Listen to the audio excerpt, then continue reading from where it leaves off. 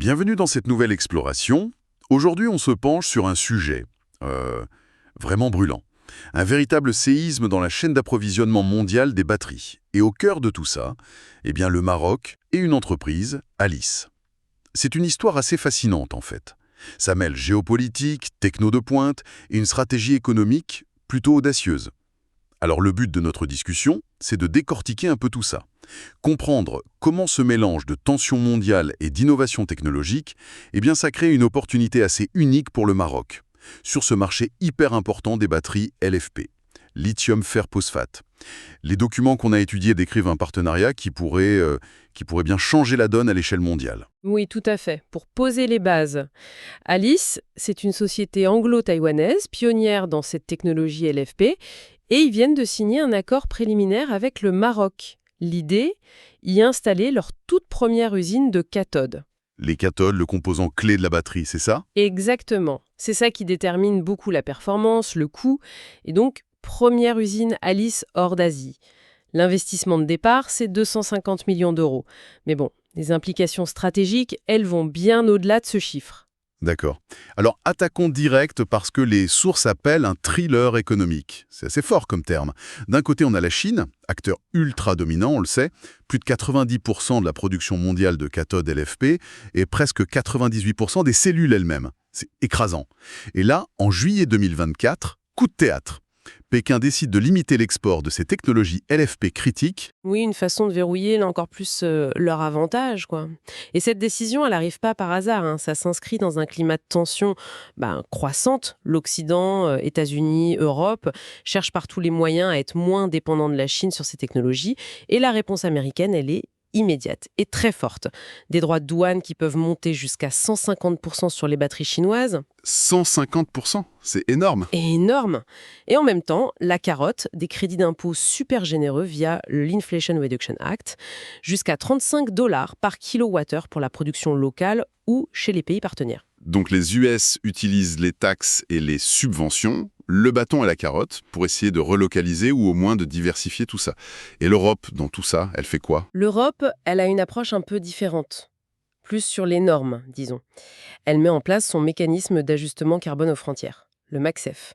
Ça va taxer les importations très carbonées. On parle de 80 € la tonne dès 2026. Ah oui, ça va piquer pour certains. Et en plus, il y a une nouvelle réglementation européenne sur les batteries, très stricte, sur la traçabilité des matériaux, l'empreinte carbone de la production, la durabilité. En gros, l'Europe dit « produisez propre, responsable, sinon ça va être compliqué d'entrer chez nous ». Intéressant.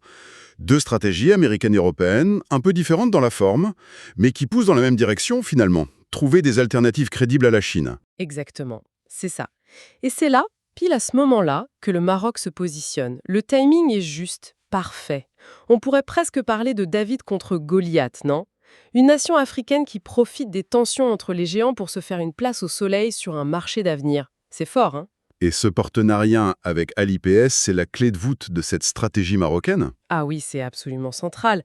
Surtout quand on regarde ce qui se passait au Maroc juste avant. Il y avait d'autres gros projets LFP dans les tuyaux, avec des Chinois comme Goshan High-Tech ou la coentreprise entre Almada et CNGR. Mais d'après nos sources, ces projets-là, ils ont été bloqués. Ou en tout cas sérieusement ralentis par les restrictions chinoises sur l'export de technologies. Je vois. Donc, en s'alliant avec Aleis, qui amène sa propre techno non chinoise, le Maroc ne fait pas que construire une usine. Il s'achète une sorte d'indépendance technologique, c'est ça l'idée. Une manière d'avancer sans dépendre de Pékin? C'est malin. C'est tout à fait ça. Une indépendance stratégique au meilleur moment possible. Et ça nous amène logiquement à Alice. Alors technologie, parce que c'est vraiment ça le cœur du projet. Oui, parlons-en. Cet avantage technologique d'Alaïs, c'est pas un nouveau venu, hein. Les sources parlent de plus de 20 ans de R&D, 47 technologies propriétaires, plus de 300 brevets au total. C'est solide. Certains disent même qu'ils ont 2 ou 3 ans d'avance sur leurs concurrents directs, voire 5 à 10 ans sur le reste du marché. Qu'est-ce que ça veut dire concrètement, une avance pareille? Dans les batteries, chaque petit gain de performance, de coût, c'est une bataille féroce. Alors, 2 ou 3 ans d'avance, c'est énorme. Ça peut être plus d'autonomie pour une voiture, une durée de vie plus longue, une charge plus rapide, plus de sécurité, ou un coût plus bas. Tout ça. Et 5 à 10 ans sur d'autres, ça veut dire qu'on est peut-être sur une autre génération de technologie. carrément. Et cette avance, elle est reconnue balai par les gros acteurs de l'industrie. Ah oui, absolument. Et ça, c'est un point fort des documents qu'on a vus. L'exemple le plus dingue, c'est Stellantis, le groupe Peugeot, Fiat, Chrysler, tout ça. Ils ont un énorme investissement avec CATL, le géant chinois des batteries, 4 milliards de dollars. Eh bien, Stellantis aurait exigé que ce soit la technologie LFP d'Alistera qui soit utilisée dans ce projet commun. Attendez, Stellantis, un groupe occidental qui impose une technologie taïwano-britannique à son partenaire chinois, KTL, qui est pourtant un leader mondial. C'est ça. C'est exactement ça. C'est assez révélateur, non? Ça montre la valeur qu'ils accordent à la techno d'Alice. C'est un signal incroyablement fort, oui. Et il y a d'autres validations comme ça. Les sources mentionnent aussi un retour très positif de Tesla après avoir testé leur technologie. Bon, quand des noms comme ça valident votre produit, forcément ça ouvre des portes. Et ça explique aussi, sans doute, pourquoi Alice change un peu sa stratégie en ce moment. Changer de stratégie. C'est-à-dire, Mais jusqu'ici, Alice, c'était plutôt un modèle, asset light comme on dit. Il faisait de la R&D, déposait des brevets et vendait des licences à d'autres fabricants. L'usine au Maroc, c'est un virage, un gros virage. Alice devient producteur. Ils vont fabriquer eux-mêmes à grande échelle. et ils y vont fort. Les documents parlent d'un projet de fusion avec un SPAC américain pour lever 500 millions de dollars et viser une cotation au Nasdaq. Grosse accélération. Oui, cette volonté d'industrialiser vite, ça répond pile aux besoins du marché occidental. Avoir des sources fiables, performantes de cathodes LFP hors de Chine. Vendre des licences, ça suffit plus face à l'urgence et à la taille de la demande. Il faut produire, massivement. Et le Maroc, c'est la première étape de cette ambition. Parlons de l'échelle, justement. Au Maroc, les chiffres sont assez fous. Phase 1, 20 000 tonnes par an de matériaux de cathode. Mais l'objectif final, c'est 100 000 tonnes par an. 100 000 tonnes! C'est énorme, non, sur ce marché? Ah oui, 100 000 tonnes par an, c'est une capacité industrielle très, très significative à l'échelle mondiale pour ce type de produits de haute technologie.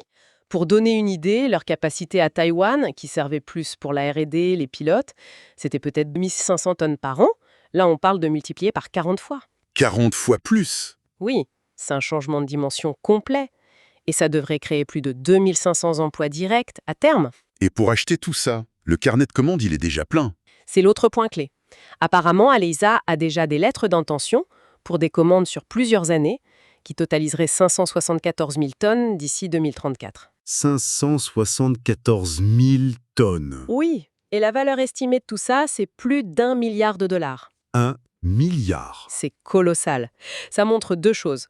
L'appétit énorme du marché pour une alternative LFP performante hors Chine et la confiance des grands acteurs dans la techno d'Alice et dans le projet marocain. Et qui sont ces grands acteurs? La liste fait rêver, non? Oui, c'est du lourd. Stellantis donc, qui a déjà validé la techno, ils auraient besoin de 110 000 tonnes par an d'ici 2030 juste pour l'Europe.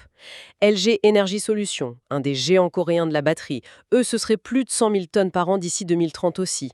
Ford, 44 000 tonnes par an dès 2026. Et Tesla, comme on disait, qui a montré de l'intérêt. Même si c'est des intentions, ça donne une sacrée visibilité. Ça justifie l'investissement. Tout à fait. Ça sécurise la demande. Tout ça met vraiment en lumière le positionnement très malin du Maroc. C'est pas juste une histoire de coup de main-d'œuvre, c'est bien plus complexe. C'est quoi les atouts spécifiques du Maroc en vénérien? Il y en a plusieurs, et ils se combinent bien. D'abord, l'accès au marché.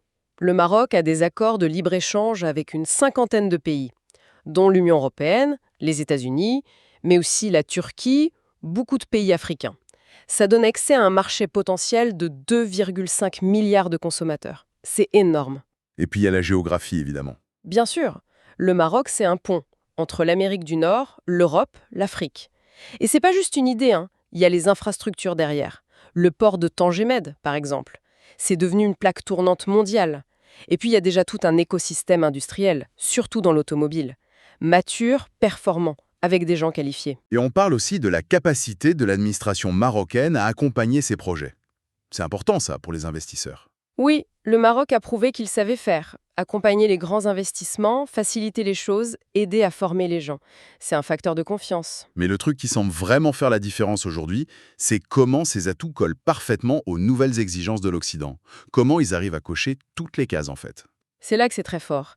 Grâce à l'accord de libre-échange avec les USA, la production d'Aleras Maroc sera éligible au crédit d'impôt américain de l'IRA. Super important pour être compétitif là-bas. D'accord. Cas USA coché. Exactement. Et en même temps, le Maroc investit massivement dans les énergies renouvelables, solaire, éolien. Donc en utilisant cette énergie propre pour l'usine et en assurant une bonne traçabilité des matériaux, d'ailleurs le Maroc a beaucoup de phosphate, un composant clé du LFP, eh bien le projet peut viser la conformité avec les règles européennes, celles sur l'empreinte carbone, la durabilité. Donc c'est une sorte de hub parfait, éligible aux aides US et conforme aux normes EU.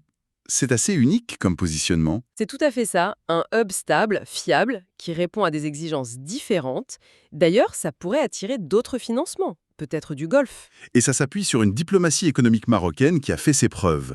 La viabilité économique semble là aussi. Les sources citent un projet similaire en Australie, Avenira, avec la même techno Alice.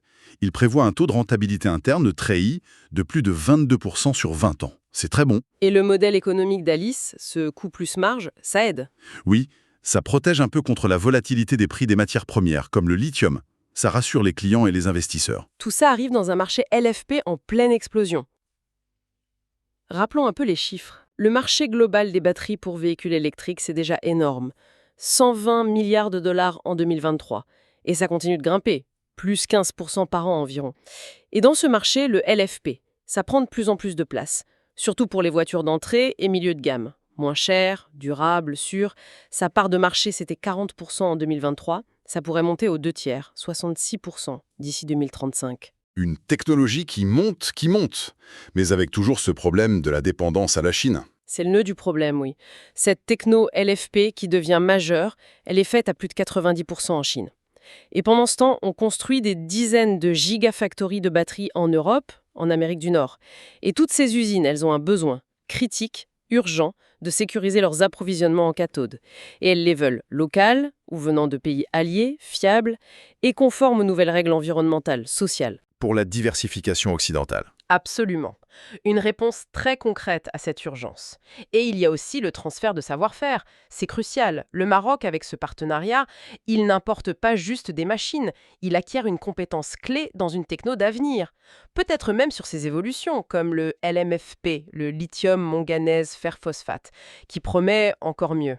Ça positionne le Maroc comme un pôle possible d'innovation, de production pour ces technologies hors d'Asie. C'est fascinant. Donc, si on résume, on a au Maroc une convergence assez unique. Tension géopolitique qui crée une opportunité.